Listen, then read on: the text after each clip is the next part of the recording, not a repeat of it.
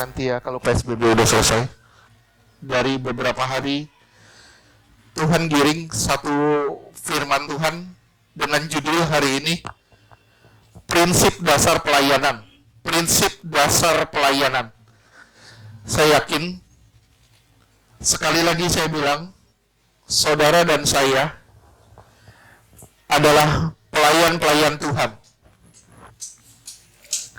Kita semua yang percaya kepada Yesus sebagai Tuhan dan Juru Selamat telah dibeli dan ditebus oleh darahnya yang mahal. Saudara dan saya menjadi milik Dia. Amin. Kita dialihkan dari hamba dosa kepada hamba kebenaran. Saudara dan saya ketika dibeli oleh darah Yesus, dialihkan dari hamba dosa menjadi hamba kebenaran. Roma 6 ayat 16 sampai 18.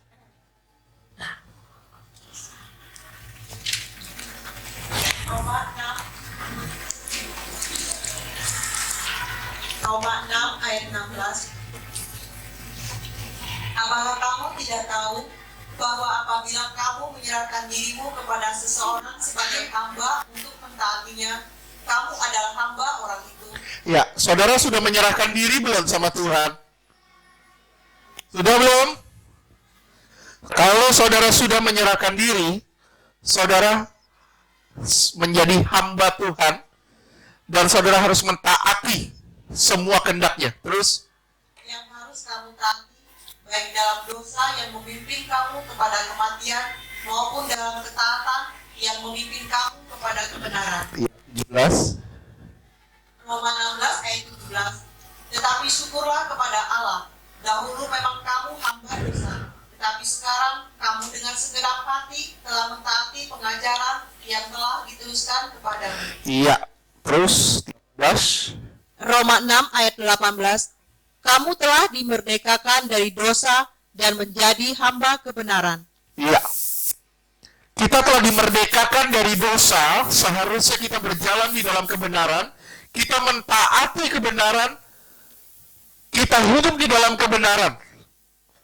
Permasalahannya di mana? Permasalahannya kita masih suka mencicipi dosa. Saudara dan saya yang telah dibeli oleh darah Yesus, kita menjadi seorang hamba. Hamba itu pakai bahasa diakonos. Diakonos yang artinya budak. Budak atau hamba atau pelayan, tidak ada arti lain. Tidak ada makna lain.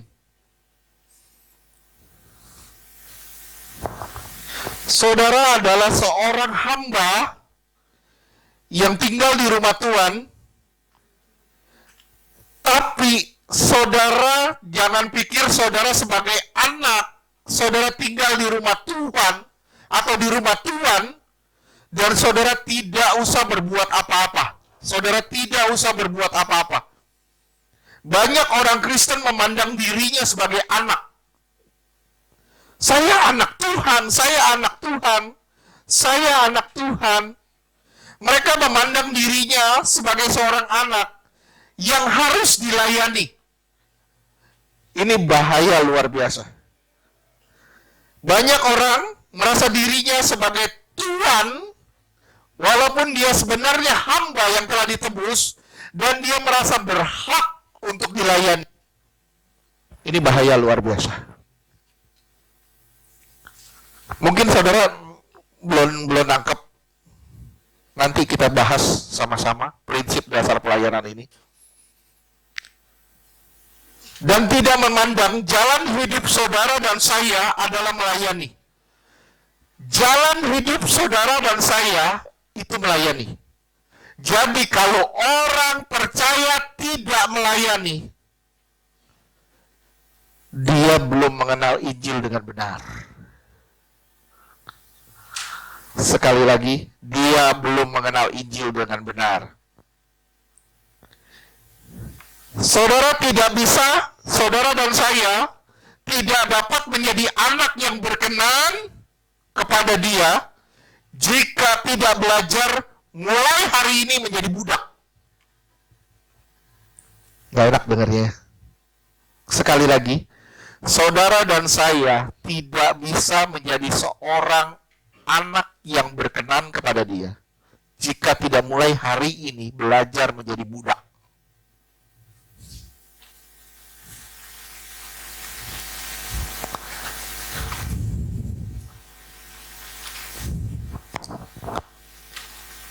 Apa arti perkenanan? Jika saudara tidak melayani. Yesus itu anak. Amin. Yesus disebut anak Allah. Tapi dia merendahkan dirinya untuk menjadi budak. Jadi, jika siapapun berkata, dia menjadi anak tanpa mau menjadi budak, saya bilang, dia belum mengenal Injil. Seorang yang benar-benar mengenal Injil, dia harus menjadi hamba atau menjadi budak. Kalau saya seorang hamba, saya seorang budak, apakah saya punya argumen? Saya punya argumen nggak? Nggak ada argumen. Allah memutuskan A jalan. Allah memutuskan B jalan. Kita nggak bisa berargumen sama sekali. Tuhan merindukan satu hal. Sekali lagi, Tuhan sangat merindukan satu hal, yaitu suatu hari saudara dan saya berjumpa dengan dia di kekekalan nanti. Tapi gimana caranya kalau saudara mau berjumpa dengan dia tanpa mau menjadi hamba? Bagaimana caranya saudara mau berjumpa dengan dia tanpa mau menjadi budak atau melayani satu dengan yang lain?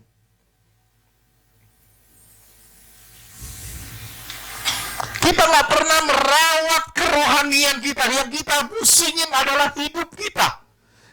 Akhirnya pelayanan terabaikan. Yang kita pusingin hanya satu. Apa? Daging kita. Saya kasih satu cerita. Ada seorang raja punya istri 4. Wow, boleh Pak punya istri 4. Sorry, saya bilang ini cerita. Dia punya istri 4. Dia sangat sayang pada istri yang keempat. Oleh sebab itu istri yang keempat ini selalu dikasih makan yang enak-enak, dipakai pakaian yang indah-indah. Istri ketiga juga dia sayang banget. Dia sayang banget sama istri ketiganya. Oleh sebab itu dia selalu banggain kepada raja-raja lain. Nih istri gue. Dia selalu banggain kepada raja-raja lain. Istri ketiga. Istri kedua, dia sangat sayang. Kenapa? Karena istri ini sangat baik. Dia teman curhat, bisa mengerti, dan sebagainya. Istri pertama, itu diabaikan.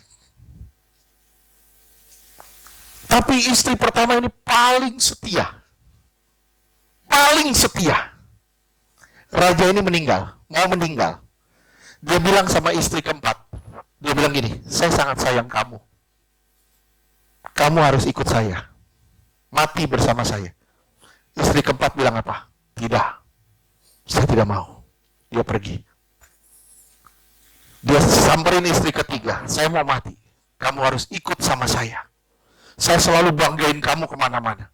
Istri ketiga bilang, tidak. Kamu mati, saya mau kawin lagi. Istri kedua, dia bilang, kamu teman curhat saya. Kamu sangat baik sama saya. Ayo, kamu mati bersama saya. Rajanya bilang gitu. Istri kedua bilang, tidak, saya tidak mau. Kenapa? nanti kamu mati, saya akan temani, saya akan melayat kamu. Begitu dia ngelihat istri pertama, waduh, istri pertama kurus kering, terabaikan. Terabaikan. Istri pertama ini begitu setia. Saudara tahu nggak saya ngomong apa? Istri keempat yang selalu dikasih makan yang enak-enak, itu melambangkan tubuh kita. Istri keempat itu tubuh kita. Kita selalu kasih makan yang enak-enak, kasih baju yang bagus-bagus. Istri ketiga yang selalu kita banggakan, itu harta kita, kepemilikan kita, apa yang gua punya, harga diri kita, apa yang kita punya, kita selalu banggain itu. Itu istri ketiga. Istri kedua kita, itu saudara-saudara kita, orang-orang yang terdekat kita, sahabat-sahabat kita, teman curhat kita. Istri pertama manusia rohani kita, yang selalu kita abaikan. Tapi dia paling setia. Sampai di kekekalan, hanya dia ngikutin kita. Harta nggak bisa bawa kita, nggak bisa ikut kita. Keluarga nggak ada yang mau ikut kita. Bahkan suami atau istri yang terkasih pun nggak mau ikut kita. Betul nggak? Harta nggak mau ikut kita. Harta bilang, gue mau cari tempat lain lagi. Semua nggak akan ikutin kita. Tapi manusia rohani kita, itu yang selalu setia. Sampai dia kurus kering, kita nggak pernah perhatiin dia. Kita nggak pernah pusing dengan kerohanian kita. Kita selalu pusing dengan kenyamanan kita.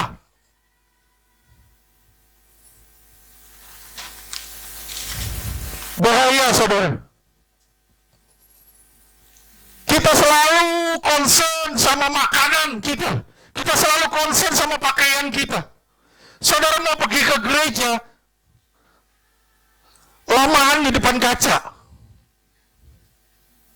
Sampai di mobil, ngaca lagi.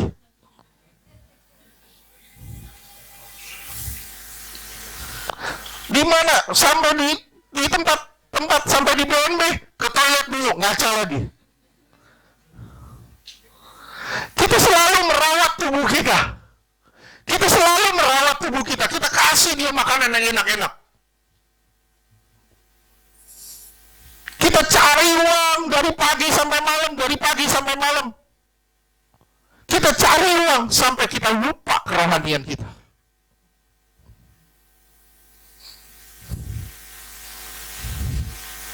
Kita curhat sana, curhat sini, pakai WA. Kita cari teman-teman yang bisa kita ajak ngobrol. Saudara-saudara kita yang kita bisa jadiin teman-teman curhat kita. Kita sampai lupa ada satu manusia rohani yang selalu setia menemani kita. Dan dia ingin kita ajak bicara.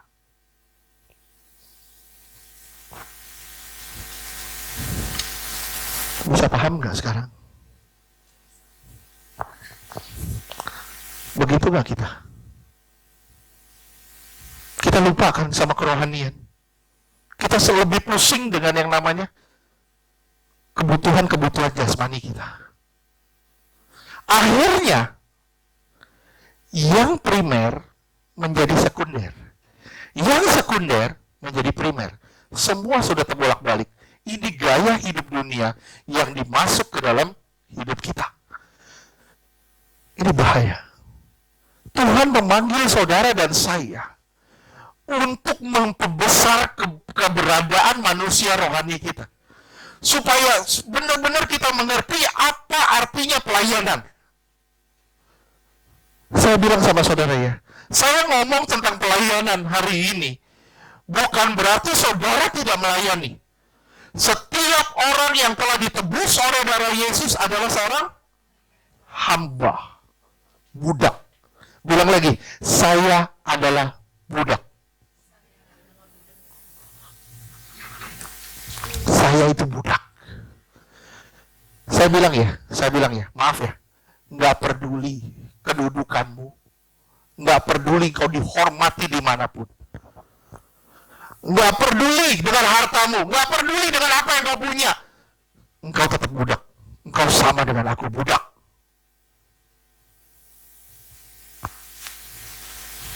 Nggak pusing.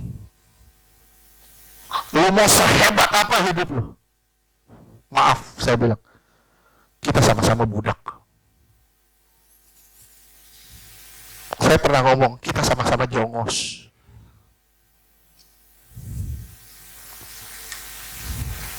Tidak ada yang perlu kita banggakan dalam hidup kita, selain keberadaan manusia rohani itu yang harus kita perbesar keberadaannya. Amin. Kita harus menyadari prinsip pelayanan. Hari ini kita belajar prinsip dasar dari suatu pelayanan. Karena sekali lagi, jalan hidup saudara dan saya adalah jalan hidup melayani.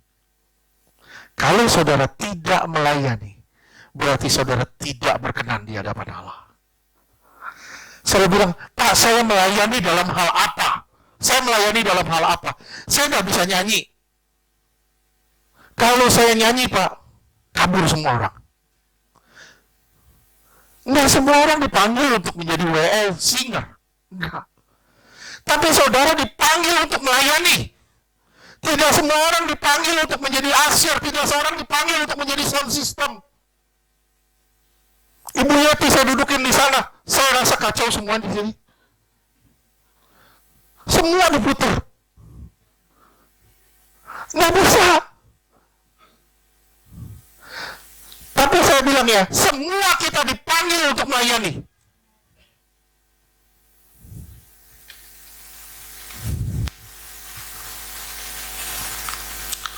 Paulus bilang, siap atau nggak siap engkau, baik atau tidak baik waktunya, engkau harus menjadi terang dimanapun kau berada. Itu pelayanan. Engkau harus jadi berkat bagi orang lain. Itu pelayanan. Prinsip dasar yang pertama itu kasih. Pelayanan harus didasari oleh kasih.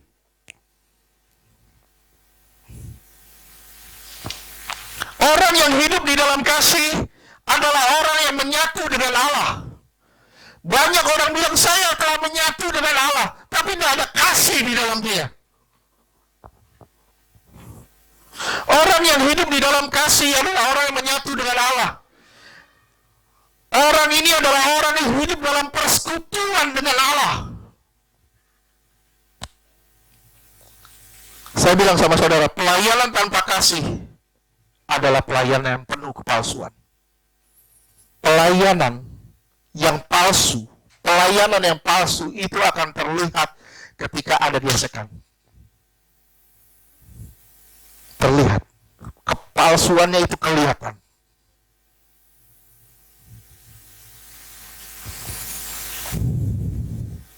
Pelayanan tanpa kasih adalah pelayanan yang palsu. Kita dipanggil, saudara dan saya dipanggil untuk love God, love people. Mengasihi Allah dan mengasihi sesama. Itulah panggilan kita. Jadi barang siapa mengasihi Tuhan, dia pasti melayani sesama. Saya ulang. Barang siapa mengasihi Tuhan, dia pasti melayani sesama. Kalau saudara bilang, saya mengasihi Tuhan, tapi saudara nggak mau melayani sesama saudara, atau saudara pilih-pilih pelayanan orang yang saudara layani, saya bilang sama saudara, kasihmu pada Tuhan itu kasih mulut, belum kasih dalam. Pelayanan yang sesungguhnya itu tidak bisa memilah.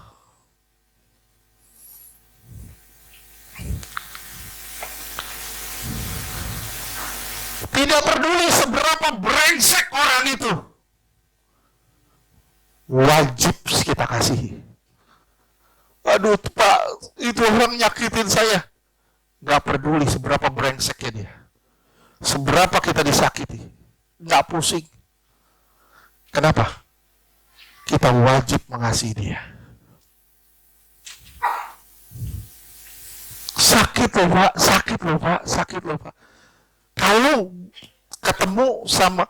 saudara ketemu sama konselor, saudara ketemu sama Yesus, Yesus sakit loh Yesus. Tuhan bilang, lu lebih nyakitin gua. Lu tahu gak sih, lu lebih nyakitin gua ketika lu gak mau ngampunin orang. Ketika kita gak mau melayani orang dan kita membatasi pelayanan itu, saya bilang pelayanan palsu. Prinsip dasar yang pertama itu kasih. Yohanes 13 ayat 5.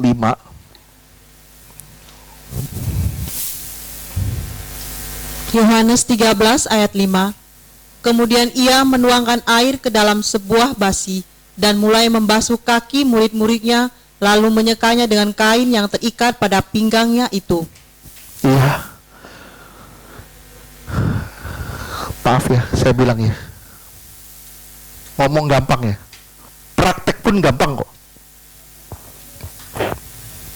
Benar. Saya bisa membasuh kaki Pak Yogo.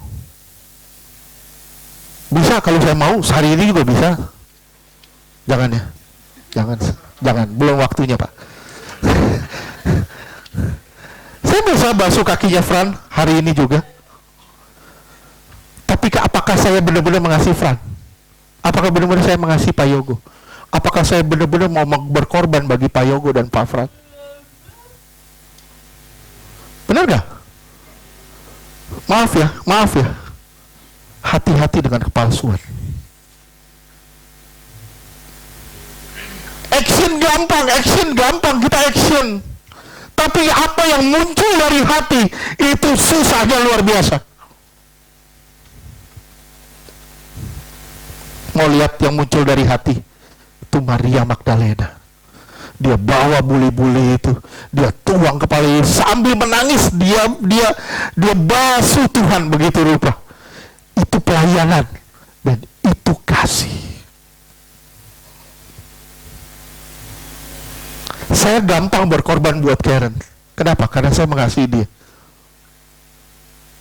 Bisa nggak saya berkorban buat Ignatius seperti saya berkorban buat Karen?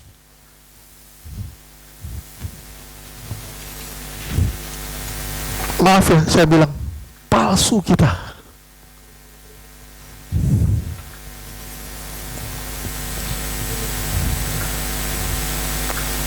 Coba terus ayat ke-12. Sorry, maaf, jangan tegang mukanya, saya jadi ikut tegang. Ayat 12. Yohanes 13 ayat 12.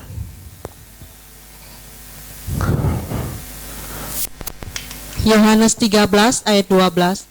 Sesudah ia membasuh kaki mereka, ia mengenakan pakaiannya dan kembali ke tempatnya. Lalu ia berkata kepada mereka, mengertikah kamu apa yang telah kuperbuat kepadamu? Tuhan cuma nanya, ngerti gak sih lu apa yang aku bikin sama kamu? Ngerti gak sih?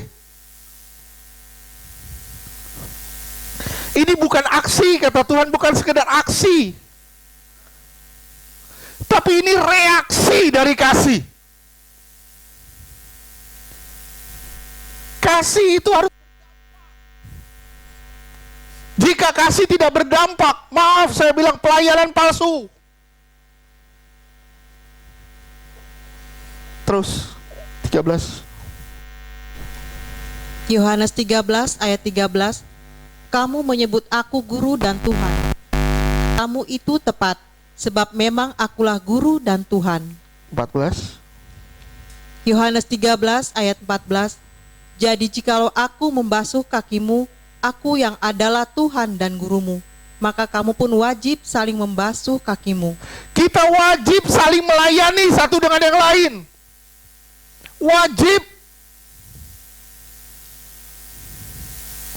Wajib gandeng teman-teman kita satu dengan yang lain. Bukan wajib saudara dorong, jorokin.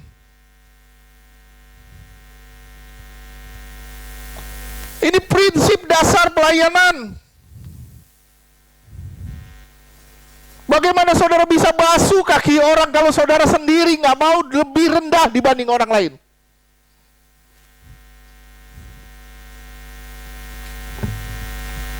Kalau saudara nggak mau merendahkan diri daripada orang di hadapan orang lain, maaf ya saya bilang ya, saudara guyur orang, bukan basuh kaki orang.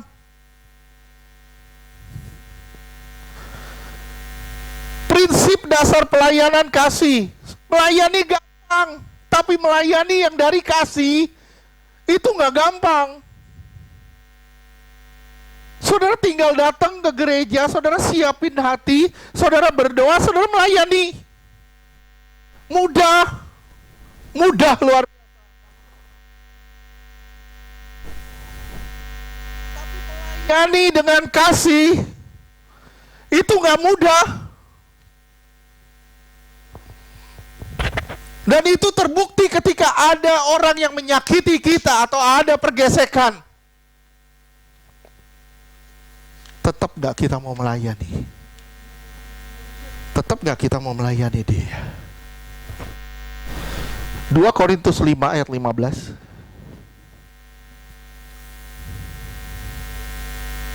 2 Korintus 5 ayat 15. Dan Kristus telah mati untuk semua orang, supaya mereka yang hidup tidak lagi hidup untuk dirinya sendiri, tetapi untuk Dia. Lihat ada kata untuk dia ya. Terus? Yang telah mati dan telah dibangkitkan untuk mereka. Iya. Kita hidup untuk dia. Kita hidup untuk dia.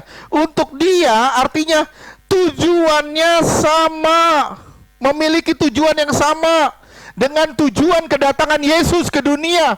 Untuk dia artinya saudara harus memiliki tujuan yang sama dengan tujuan Yesus datang ke dunia. Lina, tujuan Yesus datang ke dunia apa? Menyelamatkan kan? Tujuan kamu datang ke dunia apa? Tujuan kamu percaya Yesus apa? Menyelamatkan, membawa keselamatan bagi orang-orang di sekitar kita.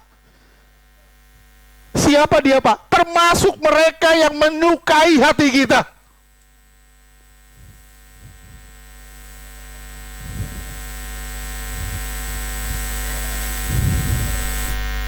Saudara dengar gini, pelayanan gampang nggak? Gampang nggak? Pelayanan sulit loh. Untuk dia artinya tujuan yang sama dengan tujuan kedatangan dia ke dunia ini, yaitu keselamatan bagi umat manusia. Yohanes 15 ayat 9 sampai 15. Yohanes 15 ayat 9. Seperti Bapa telah mengasihi aku, demikianlah juga aku telah mengasihi kamu. Tinggallah di dalam kasihku itu. Iya, terus sampai ayat 15. Saudara perhatiin kata per kata baik-baik. Terus Yohanes 15 ayat 10. ini nggak semudah seperti yang kita baca selama ini. Terus Jikalau kamu menuruti perintahku, kamu akan tinggal di dalam kasihku, seperti aku menuruti perintah Bapakku dan tinggal di dalam kasihnya. Terus Yohanes 15 ayat 11. Semuanya itu kukatakan kepadamu, supaya sukacitaku ada di dalam kamu dan sukacitamu menjadi penuh. iya, terus Yohanes 15 ayat 12. Inilah perintahku, perintahnya apa? Terus yaitu supaya kamu saling mengasihi seperti aku telah mengasihi kamu. supaya kamu semua saling mengasihi sama seperti aku mengasihi. Terus Yohanes 15 ayat 13. Tidak ada kasih yang lebih besar daripada kasih seorang yang memberikan nyawanya untuk sahabat-sahabatnya. 14. Yohanes 15 ayat 14. Kamu adalah sahabatku, jikalau kamu berbuat apa yang kuperintahkan kepadamu. Iya, terus 15. Yohanes 15 ayat 15. Aku tidak menyebut kamu lagi hamba, sebab hamba tidak tahu apa yang diperbuat oleh tuannya. Tetapi aku menyebut kamu sahabat, karena aku telah memberitahukan kepada kamu segala sesuatu yang telah kudengar dari Bapakku. Iya. Apa perintahnya itu? Apa? Ulang lagi. Supaya saudara dan saya saling mengasihi. Jadi saya singkat gini ya, saya singkat gini. Yesus berkata kepada saudara dan saya, jenis kasih yang kutuntut daripadamu adalah kasih yang sama persis dengan yang kuberikan kepadamu. Berat gak? Jenis kasih yang kutuntut daripadamu adalah kasih yang sama persis dengan kasih yang kuberikan kepadamu. Saya didapat kasih dari Tuhan.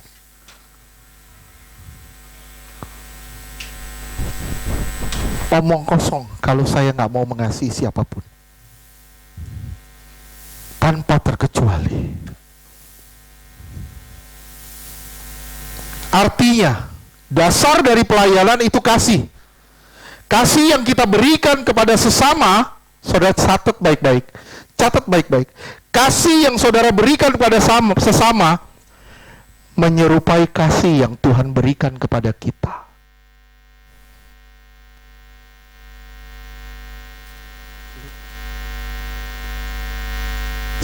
Sekali lagi. Dasar dari pelayanan adalah kasih. Kasih yang kita berikan kepada sesama. Kasih yang saya berikan kepada sesama saya. Kasih yang saya berikan kepada sesama. Itu menyerupai kasih yang Tuhan berikan kepada kita. Itulah keasliannya. Paham gak? Saudara mengasihi sesama gak? Saudara benci gak? Di sini enggak ya? Di sini enggak loh. Saya bilang ya. Karena ada dusta di antara kita loh.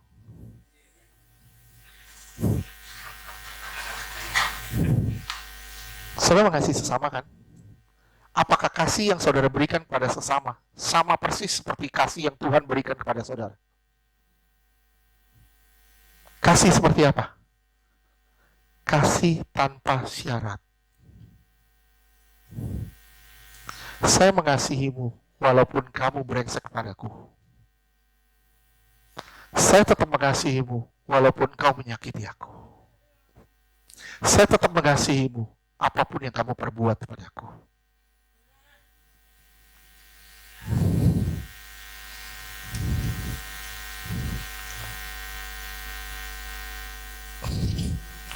Oke, 1 Yohanes 3 ayat 16.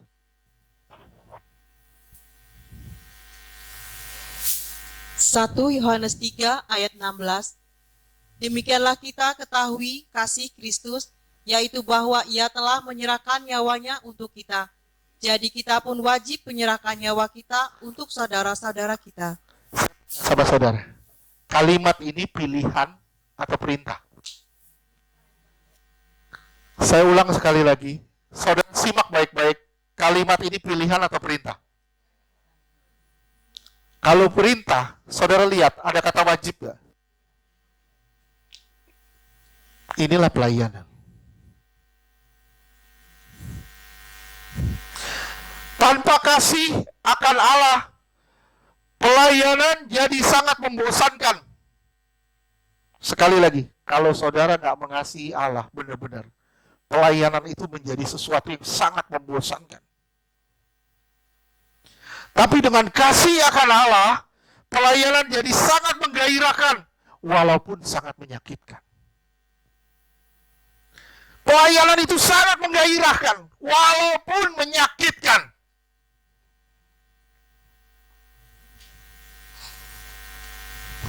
Sorry ya, maaf ya. Nggak selamanya pelayanan itu mulus. Pelayanan itu pasti ada gesekan. Pasti ada gesekan. Kenapa? Karena di dalam pelayanan juga ada orang yang ego.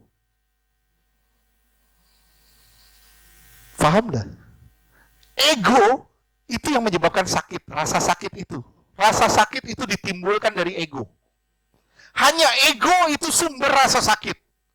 Kalau saudara udah mati ego, saudara udah mati sakit. Gitu aja. Paham nggak? Saudara harus mati ego dulu, baru saudara mati sakit. Kalau saudara nggak mati ego, saudara tetap sakit. Aduh, luka banget saya. Luka banget. Luka banget. Itu ciri ego. Jadi yang menyakitkan siapa, Pak? Bukan si A, bukan si B, bukan si C. Bukan. Yang menyakiti saudara bukan si A, bukan si B, bukan si C. Yang menyakiti saudara adalah diri saudara sendiri atau ego saudara sendiri. Yang menyakiti saudara adalah ego saudara sendiri. Jika saudara bertanya kepada Tuhan, saudara berdoa, bertanya sama Tuhan. Tuhan, ambil dong Tuhan. Ambil dong Tuhan rasa sakitku ini Tuhan. Mungkin saudara berdoa, Tuhan ambil dong Tuhan rasa sakitku ini Tuhan. Tuhan akan bilang sama saudara, aku gak akan ambil sebelum kamu serahin. Aku bukan Allah yang mengintervensi kamu dan mengambil begitu aja. Enggak. Saudara bilang, Tuhan sakit Tuhan, Tuhan sakit Tuhan. Tuhan ambil dong Tuhan. Tuhan bilang, aku gak akan ambil sebelum kamu serahin. Kalau kamu nyerahin, Tuhan, saya sakit Tuhan, tapi saya mau belajar Tuhan daripadamu. Tuhan, saya mau belajar. Di situ rasa sakit akan hilang.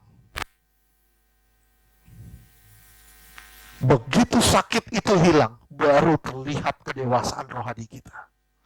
Kedewasaan iman kita, kedewasaan rohani kita baru terlihat di situ. Dan kita bersinar di situ. Paham nggak? Tuhan gak akan ambil sebelum saudara serahin.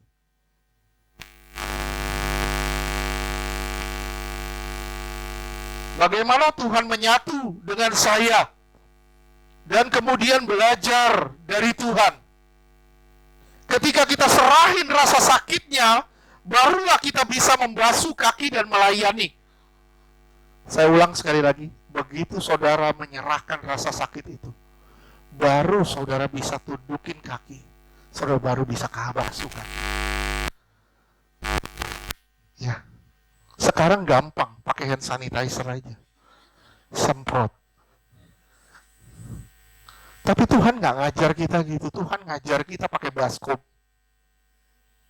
Wadah. Seberapa besar kasih saudara sama orang lain, segitu besarnya baskom itu. Bisa gak untuk membasuh kaki Pak Yogo yang besar itu? Harus pas. Jangan-jangan kita pelit air. Sampai sini ngerti gak sih? Ketika saudara serahin rasa sakit itu, barulah saudara bisa membasuh kaki dan melayani. Di sini baru saudara bisa jadi terang dan garam bagi sesama. Tuhan bilang, seperti aku memandang, begitu pun kamu harus memandang. Seperti aku memandang, begitu pun kamu harus memandang.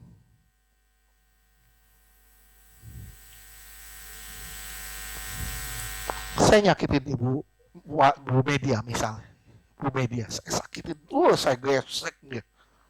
Misalnya, ini saya ngomong bukan sebagai orang dekat ibu ya, bukan sebagai hamba Tuhan. Saya sakitin ibu.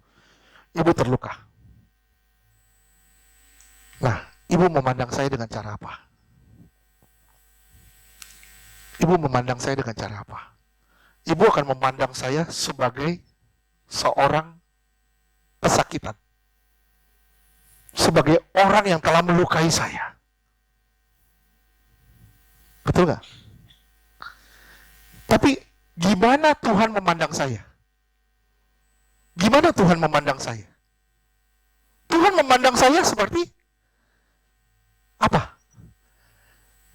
Tuhan bilang, aku tetap mengasihi dia. Aku mengasihi dia. Oke? Aku mengasihi. Tuhan mengasihi saya. Walaupun saya menyakiti ibu, Tuhan tetap mengasihi saya. Bisa ngerti? Nah, begitu cara ibu memandang saya yang telah menyakiti ibu. Begitu cara ibu memandang saya yang telah menyakiti ibu. Inilah pelayanan.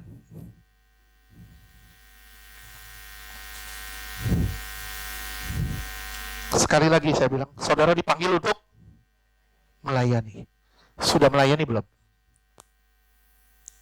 Gimana persentuhan saudara dengan orang di kiri kanan saudara?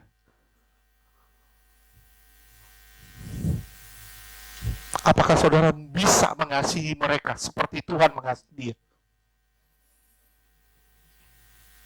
Apakah saudara masih mengasihi dia dengan kasih ego? Simak baik-baik ya. Orang yang terkuat di dunia ini adalah orang yang bisa menerima orang lain apa adanya. Dia orang paling kuat di dunia.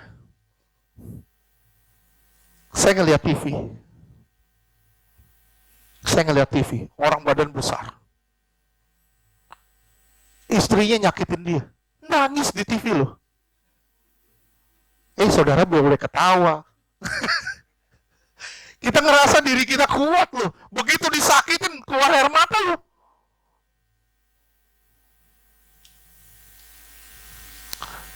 Saudara lihat ya, ini orang kuat nih. Saya pernah lihat yang namanya Mike Tyson itu keluar air mata. Saya pernah lihat ketika dia cerita tentang papanya, dia keluar air mata. Dia orang kuat loh. Wah, mungkin saya kena anginnya aja saya udah jatuh. Dia orang kuat loh. Tapi lihat ya, begitu ditusuk dari dalam, kelihatan kelemahannya. Saya nanya sama saudara, saudara ada kelemahan nggak? Digesek aja sedikit, keluar air mata. Saya bilang, lu masih lemah lo. Paham? Kalau kita adalah pelayan Tuhan yang tangguh, apapun yang terjadi, gua nggak pusing. Yang penting, gua melayani Tuhan. Beri kemuliaan buat Tuhan. Nggak pusing. Saya melakukannya untuk Tuhan kok. Saya tetap mau mengasihi dia. Mengasihi semua. Walaupun semua menyukai saya. Itu pelayanan.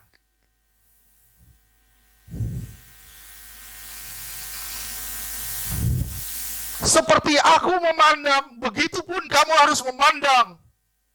Orang yang paling kuat adalah orang yang bisa menerima orang lain apa adanya. Orang yang dapat mengasihi tanpa syarat, itulah orang yang paling kuat. Dan inilah pelayanan. Ini baru namanya pelayanan. Kalau saudara mengasihi tanpa tuntutan dan tanpa syarat.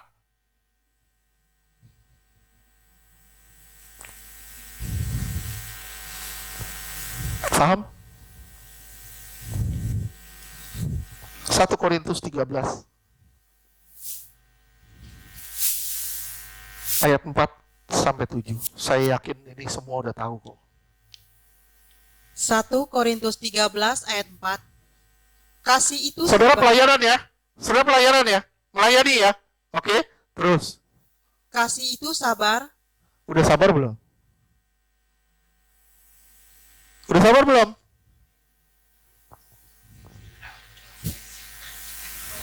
Udah sabar belum? Proses, Pak. Sampai kapan lu diproses? Udah sabar belum? Belum kan? Saya bangun. Bangun. Pelayanan lu.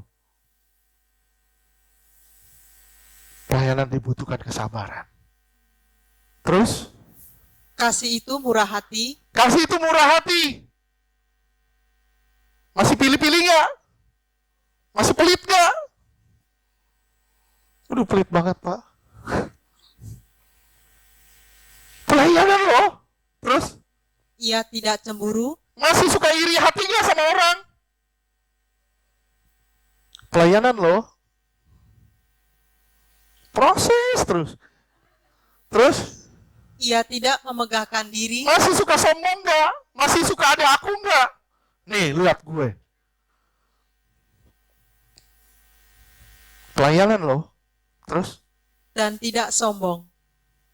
Saya ngomong begini karena panggilan kita imamat yang raja nih. Saudara dan saya dipanggil untuk melayani. Amin. Terus? 1 Korintus 13 ayat 5. Ia tidak melakukan yang tidak sopan dan tidak mencari keuntungan diri sendiri. Ya, masih suka cari keuntungan nggak? Ya namanya pedagang, Pak. Cari untung. Bukan soal dagang. Maaf, saya bilang, pelayanan itu bukan dagang. Pelayanan bukan perdagangan. Ya, kalau pelayanan perdagangan, saya jadi menteri perdagangan. Pelayanan bukan perdagangan. Pelayanan itu penyerahan diri, pemberian kepada Tuhan. Nggak usah bilang untung rugi dari pelayanan. Kenapa? Kalau saudara mengerti pelayanan, saudara nggak akan rugi dengan melayani. Asal saudara benar-benar ngerti arti pelayanan, saudara nggak akan rugi dengan pelayanan. Paham? Terus lanjutkan. Ia tidak pemarah dan tidak menyimpan kesalahan orang lain. Masih suka marah nggak? Masih marah nggak? Bangun tidurku terus marah. Tidak lupa ngomel-ngomel. Dari pagi sampai malam, dari terbit matahari sampai pada masuk, ngomel terus. Sini salah, begini salah, begitu salah, begini salah, begini salah. Saya bilang ya, orang yang tinggal dengan orang yang suka ngomel, itu jadi patung begini. Daripada diomelin, nggak ada kebebasan. Kenapa? Karena mulutnya sudah mengekang. Stop marah. Amin. Stop. Mulai kasih. Amin. Terus 1 Korintus 13 ayat 6. Ia tidak bersukacita karena ketidakadilan. ya, syukur. Lu jahat sama gue, lu syukur lu kena batunya lu sekarang. Coba kalau kita yang disyukurin, enak gak? Kita gak mau disyukurin, tapi kita syukurin orang. Terus? Tetapi karena kebenaran. 7. 1 Korintus 13 ayat 7. Ia menutupi segala sesuatu. Ia menutupi segala sesuatu, bukan menggosipkan segala sesuatu. Bukan ngomongin segala sesuatu. Terus? Percaya segala sesuatu. Percaya segala sesuatu. Mengharapkan segala sesuatu. Mengharapkan semua yang baik. Terus? Sabar menanggung segala sesuatu. Sabar menanggung semuanya. Itu prinsip dasar pelayanan. Sekali lagi, saudara dipanggil untuk sudah melayani belum? Nggak usah dijawab. Dikoreksi. Amin. Prinsip dasar yang kedua dari pelayanan itu penyerahan diri total. Total. Saudara lihat salib. Saudara lihat salib. Ya. Saudara ngelihat apa di salib? Satu, saudara ngelihat, waduh kasih Tuhan itu besar. Betul? Yang kedua, saudara lihat, waduh dia telah menyerahkan hidupnya buat saya. Itu totalitas dan itulah pelayanan. Pelayanan tanpa totalitas itu bukan pelayanan. Pelayanan tanpa totalitas bukan pelayanan. Saya bilang sama saudara, tanpa totalitas Yesus tidak akan naik ke kayu salib. Tanpa totalitas Yesus gak akan naik ke kayu salib. Lukas 12:49-50.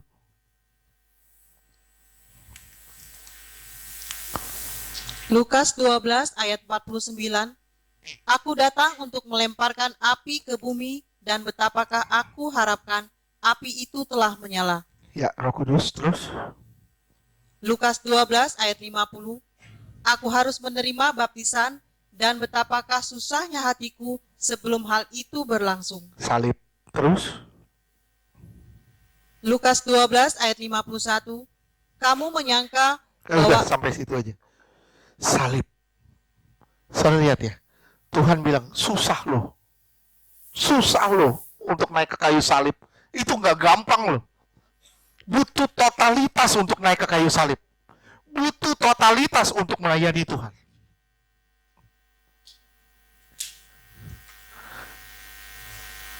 Saya bilang ya, kalau pelayanan masih tersinggung, pelayanan masih kecewa, jangan melayani. Kerja aja kantor kelurahan.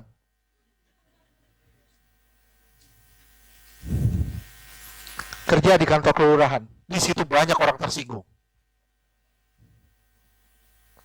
Di sini, saudara masuk ke sini.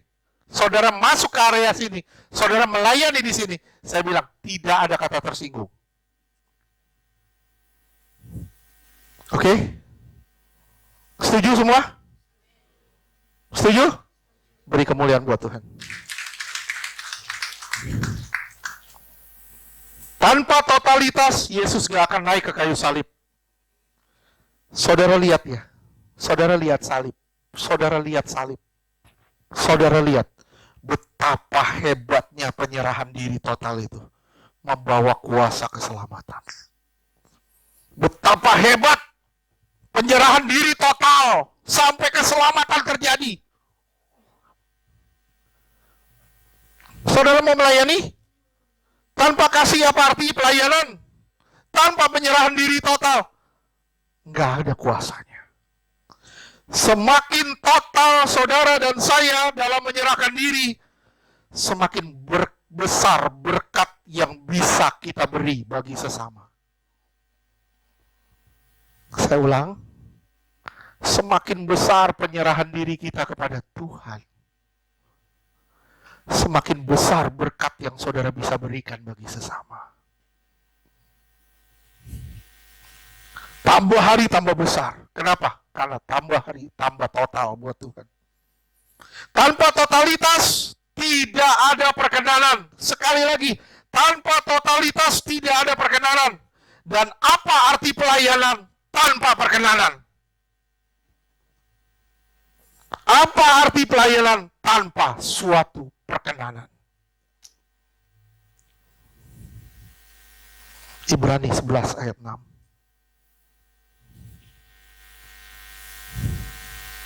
Ibrani 11 ayat 6.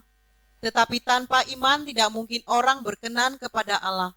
Sebab barang siapa berpaling kepada Allah, ia harus percaya bahwa Allah ada, dan bahwa Allah memberi upah kepada orang yang sungguh-sungguh mencari Dia. Iya.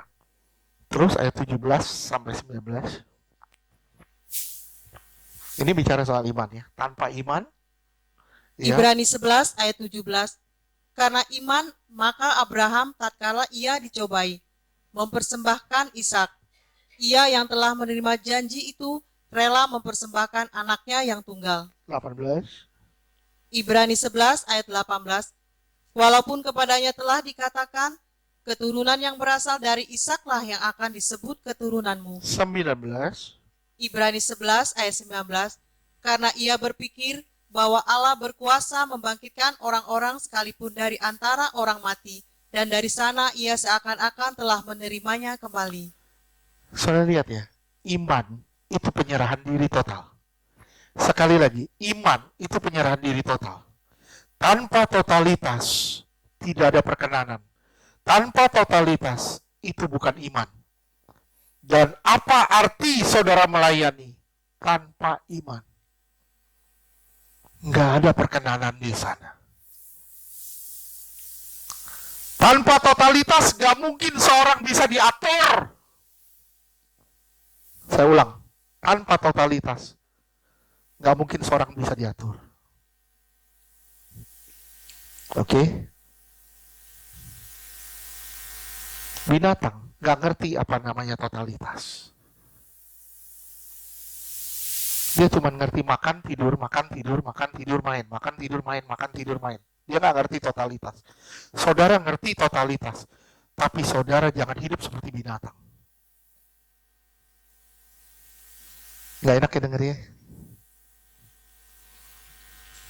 Saya punya anjing kecil, taunya cuma makan, tidur, main. Makan, tidur, main, makan, tidur, main, makan, tidur, main. Kenapa? Karena dia nggak ngerti totalitas. Nah, kita manusia yang ngerti totalitas, kenapa hidup seperti binatang? Sulit sekali diatur. Sulit sekali dibentuk. Kenapa? Karena saudara belum merasakan diri sebagai seorang hamba. Saudara belum menganggap diri saudara sebagai seorang budak. Selama saudara tidak punya perasaan sebagai seorang budak, saya bilang, saudara nggak akan pernah bisa diatur. Kenapa? Karena cenderung manusia itu mengendalikan. Oke? Cenderungnya manusia itu mengendalikan, bukan dikendalikan. Itu yang namanya ego. Dan pelayanan harus lepas dari ego. Amin. Saya ngarep kita semua ngerti apa artinya panggilan kita sebagai seorang pelayan. Amin. Dan keluar dari tempat ini, kita benar-benar berubah menjadi seperti Kristus. Amin. Ya, yang kedua, penyerahan diri total. Kalau saudara nggak penyerahkan diri total sama Tuhan, saudara nggak pernah bisa diatur. Dan kalau saudara nggak pernah total, saudara nggak pernah dapat perkenanan Allah. Total dong. Katanya pelayanan. Katanya melayani. Kalau melayani, total. Bisa diatur. Siap untuk diatur. Kita harus merasa diri kita sebagai seorang budak. Saya bilang ya, jangan anggap saya sebagai seorang gembala. Dan jangan pikir saya harus didewakan, dijadikan raja, diperlakukan sebagai raja. Jangan. Perlakukan saya sebagai seorang budak, seperti saya melakukan saudara sebagai seorang budak. Kenapa? Kita sama-sama budak. Dan Tuhan kita cuma satu, Yesus Kristus. Beri kemuliaan buat Dia.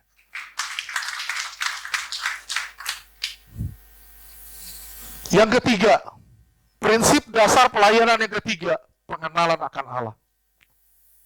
Tanpa pengenalan akan Allah atau keintiman, pelayanan akan jadi pelayanan selanang-selonong. Pelayanan selanang-selonong tahu? Nggak ada aturannya. Pelayanan bodoh amat. Pelayanan itu butuh pengenalan. Pengenalan akan Allah adalah pengenalan kehendaknya. Banyak orang tidak tertarik mengenal Allah karena pengenalan akan Allah memangkas kehendak kita. Nggak mau kita kenal Allah, susah kita kenal Allah. Kenapa? Begitu kita kenal Allah, kesenangan kita yang dipangkas sama Dia. Begitu kita kenal Allah, kesenangan kita habis maaf, saya kasih tanda kutip, dijajah. Kesenangan kita itu yang dikorbanin, terus dipangkas, sampai kita nggak punya kesenangan apa-apa lagi selain Tuhan. Sampai surga itu menjadi tujuan utama kita. Amin.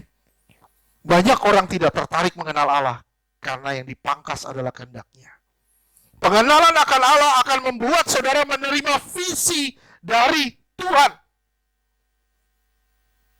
Begitu saudara menerima visi dari Tuhan, menerima tuntunan dari Tuhan,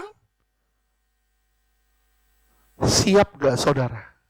Walaupun tuntunan itu harus masuk ke dalam lembah kelam. Nak, belok kanan nak. Tapi Tuhan, aduh gak enak Pak di kanan. Tuhan bilang belok kanan. Itulah pelayanan. Gimana mau dituntun Tuhan kalau kita nggak total? Gimana dituntun Tuhan kalau kita nggak pernah mengasihi?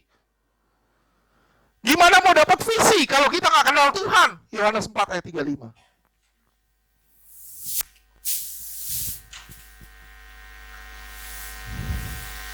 Yohanes 4 ayat 35. Bukankah kamu mengatakan 4 bulan lagi tibalah musim menuai, tetapi aku berkata kepadamu, lihatlah sekelilingmu dan pandanglah ladang-ladang yang sudah menguning dan matang untuk dituai. Saudara ngeliat orang di kiri kanan saudara, jangan seperti ngeliat virus. Oke? Saudara ngeliat orang di kiri kanan saudara, seperti saudara melihat ladang yang siap dituai. Kalau saudara ngeliat orang seperti ladang yang siap dituai, saudara saudara akan baik sama semua orang. Tapi Pak, dia nyakitin saya Pak. Saudara ngelihatnya sebagai apa? Kalau saudara ngelihatnya dari ego saudara akan terluka. Tapi kalau saudara melihatnya dari kacamata Tuhan, ini ladang yang siap dituai, saudara akan bilang, Tuhan, saya siap merangkul dia, walaupun dia menggigit saya.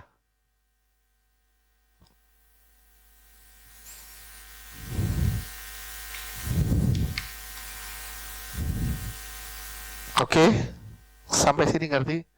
Saudara ngelihat dong. Ngelihat orang bukan sebagai orang yang menyakiti saudara, tapi ngelihat orang seperti saudara, seperti Tuhan melihat dia, seperti Tuhan melihat dia, yaitu dengan kasih-Nya. Orang ini butuh pertolongan, orang ini butuh jamahan Tuhan. Saya harus menjangkau dia, walaupun perasaan saya itu korbannya. Amin.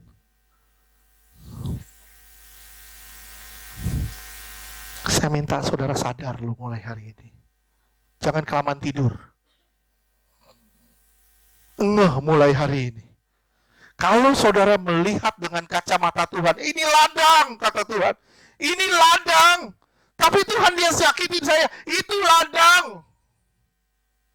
Kamu harus baik sama dia, itu ladang. Itu visi yang Tuhan beri buat saudara. Ketika saudara mengenal Tuhan, saudara akan dapat visi dari Tuhan. Ketika saudara mengenal Tuhan, saudara akan merasakan pikiran dan perasaannya. Pikiran dan perasaannya apa? Kepedulian kepada sesama. Pelayanan itu tangan yang terulur untuk menolong. Walaupun saat menolong, tangan saudara digigit.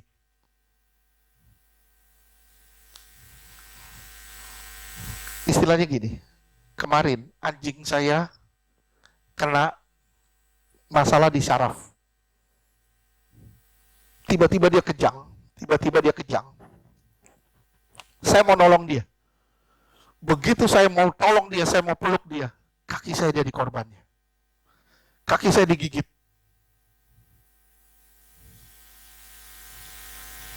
Ngerti?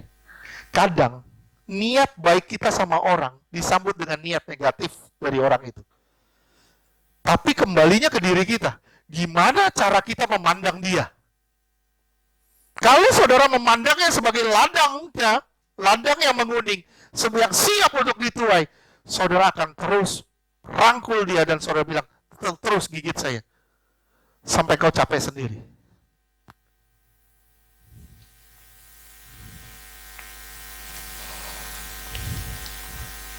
Ini pelayanan. Saudara mau nolong misalnya kuda yang kecebur. Kuda kalau udah kecebur itu kakinya nepak-nepak. Saudara mau nolong dia gimana? Saudara disepak loh. Kalau saudara mengasihi kuda itu, saudara tetap akan tolong dia.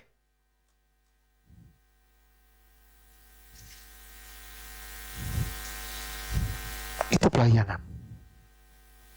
Oke, sampai sini paham? Sakit gak? Sakit gak? Tetap mau tolong gak? Enggak. Siapa yang ngomong? Salibkan dia tuh.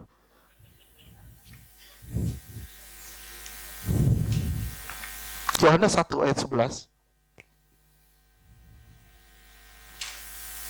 Yohanes 1 ayat 11. Ia datang kepada milik kepunyaannya, tetapi orang-orang kepunyaan itu tidak menerimanya. Ya. Yesus datang kepada milik kepunyaannya, tapi milik kepunyaannya sendiri nolak dia. Tapi dia tetap datang. Kenapa? Karena kalau ada orang yang bisa diselamatkan. Faham sampai sini? Pelayanan tanpa peduli, catat ya, pelayanan tanpa peduli, pelayanan yang tidak berdampak, dan pelayanan tidak bisa dirasa. Pelayanan hanya cari sensasi. Pelayanan tanpa kepedulian yang sungguh, itu pelayanan yang tidak berdampak dan tidak bisa dirasakan. Paham? Sorry, maaf kalau ada yang nonton video ini, tapi saya ngomong siapapun. Saya banyak ngelihat teman-teman hamba-hamba Tuhan bagi-bagiin sembako, terus foto-foto. Saya bilang, lu bagi sembako, nggak usah orang tahu. Bisa ngerti maksud saya dah? Bisa ngerti dah maksud saya? Saya bagi sembako, Ibu Soroya kasih saya tahu, terus foto berdua, pegang tahunya.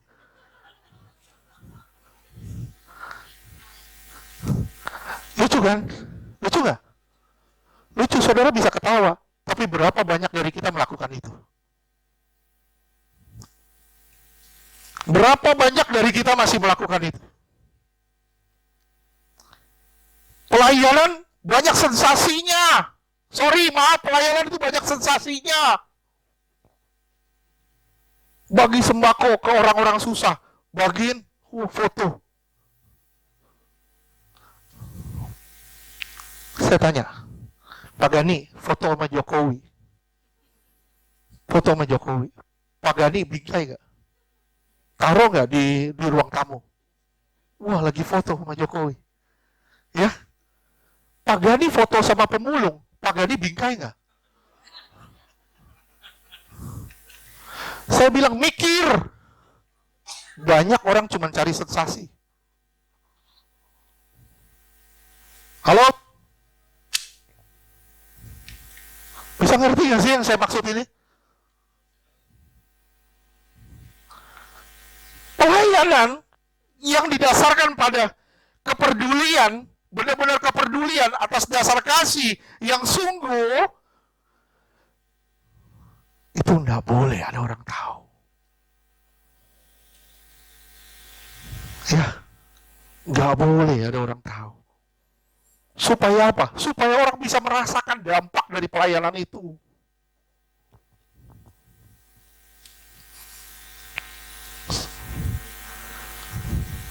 Jangan jadi sensasi ya. Saya bilang sekali lagi ya. Saya foto sama seseorang, saya bagiin sembako. Saya nggak pernah bingkai, saya pasang di rumah. Tapi saya foto sama presiden, saya bingkai, saya pasang di rumah. Kenapa bisa begitu? Kenapa? Yang bermakna yang mana sebenarnya? Nggak usahlah kita cari sensasi. Ada apa? Ayo kita berbagi. Ada apa? Ayo berbagi. Jadi berkat. Nggak usah ada orang lain tahu. Itu kepedulian. Dan itulah kasih. Matius 25 ayat 40.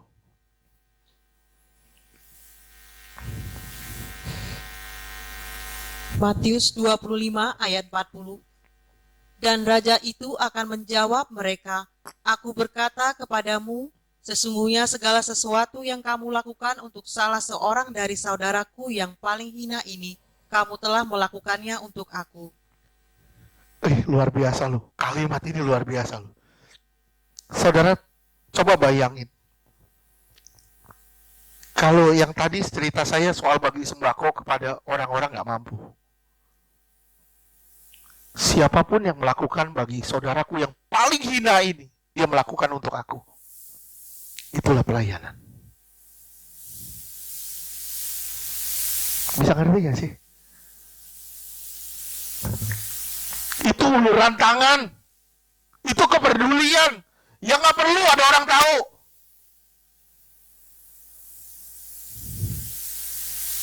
Kenapa? Karena itu butuh totalitas.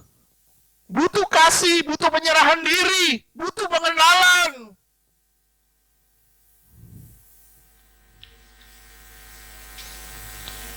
Dan yang berikutnya, pengenalan akan Tuhan, pertama melahirkan visi. Dia membuat kita mengenal pikiran dan perasaan Allah. Yang ketiga, dia juga membuat kita jadi taat. Karena kita kenal dia, kita tahu visinya, kita akan berjalan dalam visinya itu. Visinya. Gak mudah loh. Ibrani 11 ayat 7 sampai 8. Ibrani 11 ayat 7. Karena iman maka Nuh dengan petunjuk Allah tentang sesuatu yang belum kelihatan, dengan taat mempersiapkan bahtera untuk menyelamatkan keluarganya.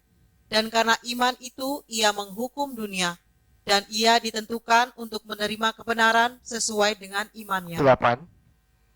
Ibrani 11 ayat 8.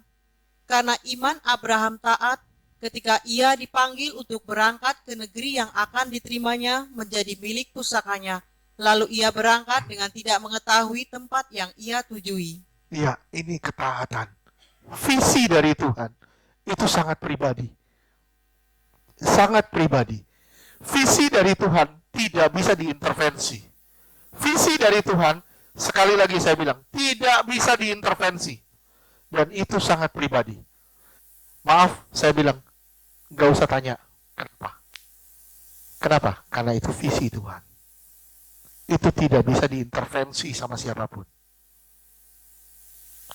Saya, sebelum kita mengadakan ibadah hari ini, saya doa terus, Tuhan, kalau Tuhan nggak mau kita ibadah hari ini sama-sama di BNB, saya bilang lebih baik saya off. Kita online lagi. Tapi Tuhan bilang jalan, ya udah kita jalan. Dan itu tidak bisa diintervensi dengan apapun. Pasti ada rencana Tuhan di situ. Amin. Banyak orang ketakutan. Oh, tuh takut ibadah, takut ini. Saya bilang, kalau itu visi dari Tuhan, jalanin aja. Oke? Sampai sini ngerti? Dan saya mengajak semua saudara di sini mendapatkan visi dari Tuhan. Ada orang sakit gimana, saya mau datang nggak? Saya bilang, kalau pakai otak gue, lu nggak usah datang. Betul lah. Tapi saya bilang, tanya aja sama Tuhan. Datang nggak? Kalau Tuhan bilang datang, sakitmu sembuh. Sampai sini ngerti tidak? Ini yang namanya visi dari Tuhan. Pengenalan akan Allah menimbulkan ketaatan. Nah, yang berikutnya. Yang pertama tadi, dasar dari pelayanan adalah kasih. Dasar dari pelayanan adalah penyerahan diri total. Dasar dari pelayanan adalah pengenalan akan Allah. Dan yang keempat, dasar dari pelayanan adalah kerendahan hati. Rasa tidak layak. 1 Korintus 5 ayat 5.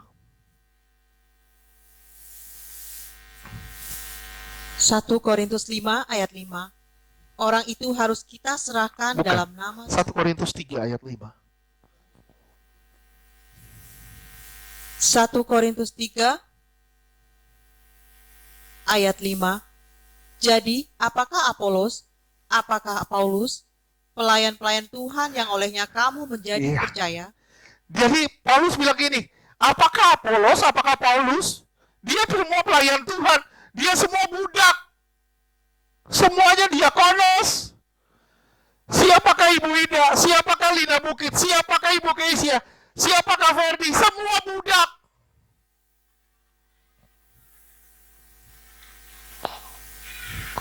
Nggak ada yang lebih.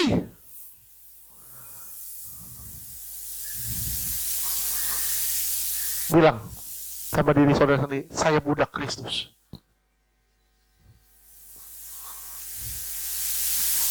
Saudara itu hamba Kristus, saudara budak Kristus.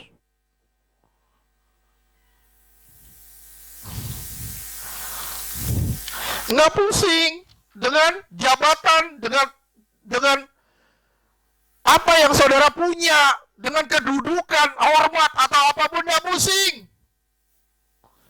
Nggak pusing dengan prestasi, nggak pusing karena itu semua pemberian Allah.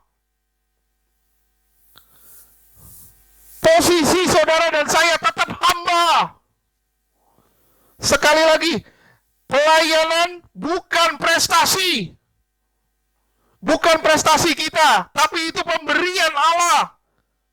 Pelayanan itu bukan prestasi saya, bukan prestasi saudara. Itu pemberian Allah. Karena kita hanya budak, kita hanya hamba. Kita nggak bisa membanggakan diri kita. Saya lebih dari yang lain. Nah,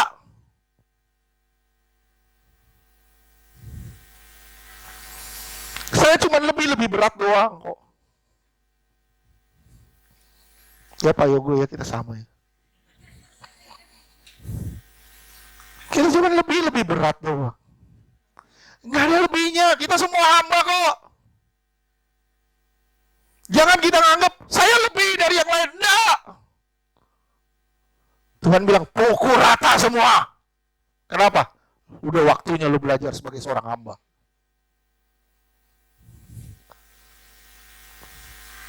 Ngerti gak sih? Udah waktunya kita belajar seperti seorang hamba. Oke? Nggak perlu macam-macam dalam pelayanan. Cukup satu macam. Hidup bagi Kristus, udah selesai. Matius 23 ayat 11 sampai 12. Matius 23 ayat 11. Barang siapa terbesar di antara kamu, hendaklah ia menjadi pelayanmu. Siapa di sini yang merasa terbesar? Dia harus duduk paling bawah. Siapa di sini merasa terhebat? Dia harus duduk paling rendah. Oke, terus ayat 12. Matius 23 ayat 12. Dan barang siapa meninggikan diri, ia akan direndahkan. Siapapun yang meninggikan diri, dia pasti direndahkan. Pasti direndahkan. Dan barang siapa merendahkan diri, ia akan ditinggikan. Iya. Saat kita berpikir kita orang penting, saat kita berpikir kita orang hebat, saat kita berpikir kita orang yang sangat dibutuhkan, maka kita tidak layak. Kita tidak layak untuk melayani Tuhan.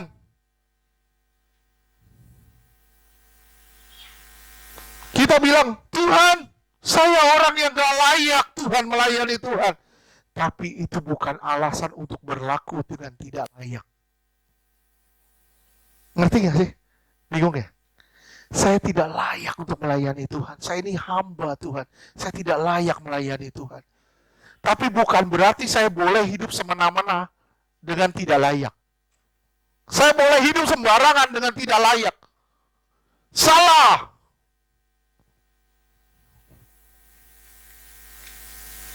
Lukas 17 ayat 7 sampai 10.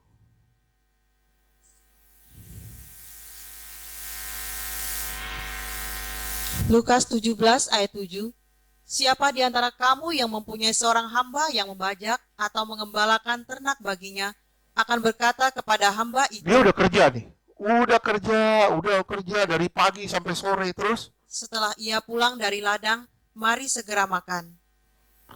Tapi Tuhan nggak bilang, ayo makan bareng-bareng terus. Lukas 17 ayat 8.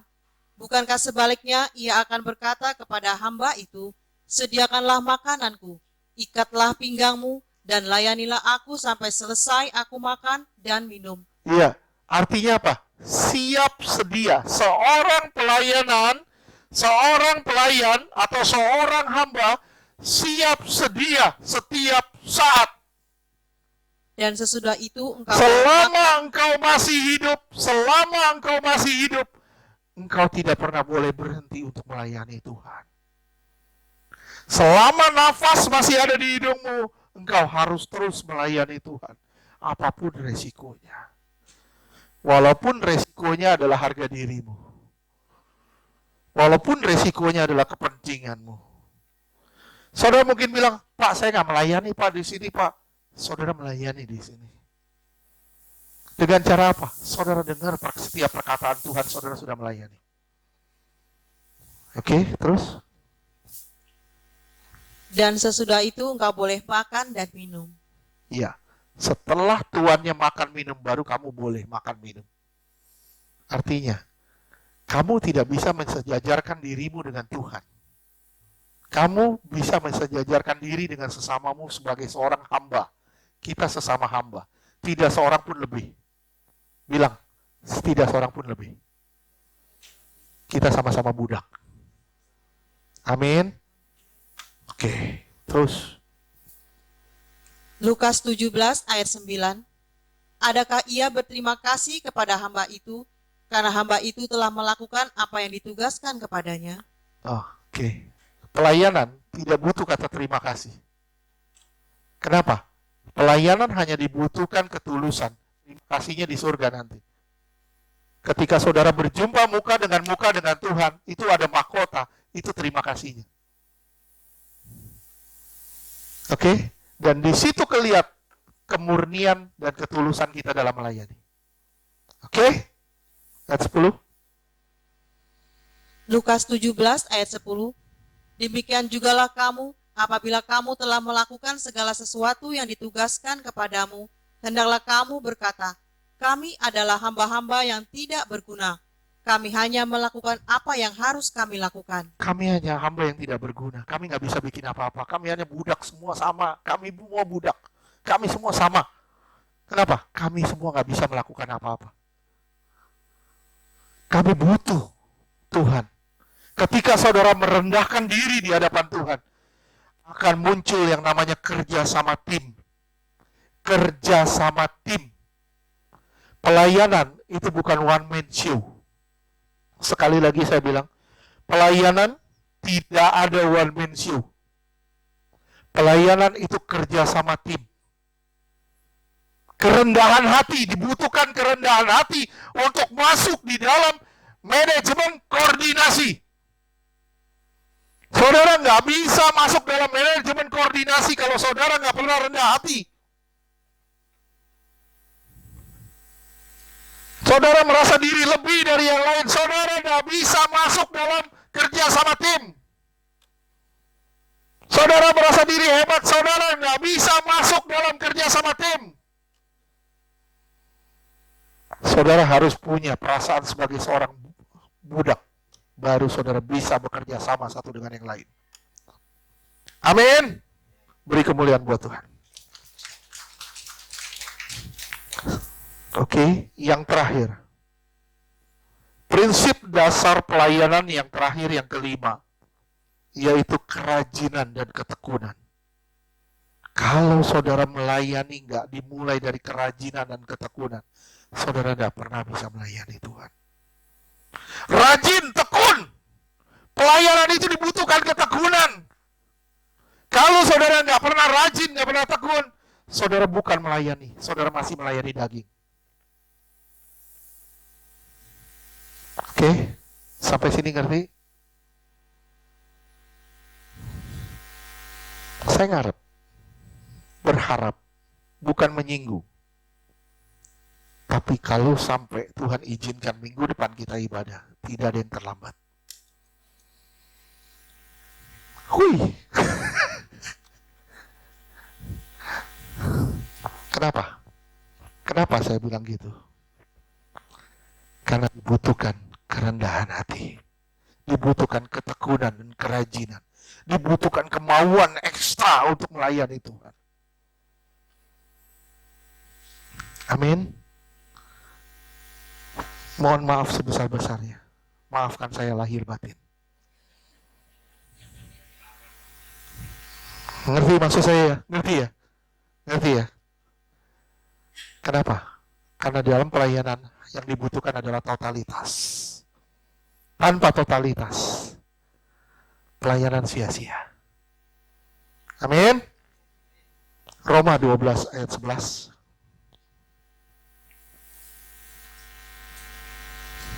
Roma 12 ayat 11. Janganlah hendaknya kerajinanmu kendor, biarlah rohmu menyala-nyala dan layanilah Tuhan. Rohmu menyala-nyala, artinya kasih makan terus manusia rohani, saudara. Kenapa? Karena manusia rohani kita terlihat begitu kurus dan sengsara. Kita begitu merawat tubuh kita, kita begitu merawat diri kita. Kita mencari harta ke sana kemari, kita mencari materi ke sana kemari. Ya, maaf saya bukan menyinggung yang lagi usaha-usaha, yang lagi buka-buka bisnis. Kita bisa promosiin barang-barang kita. Amin.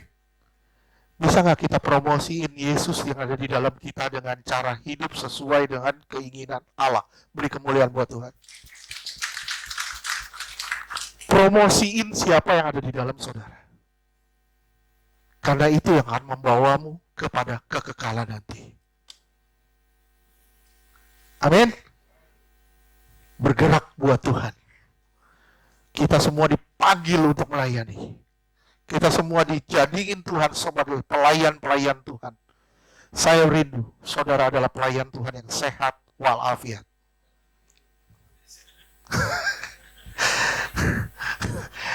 Amin.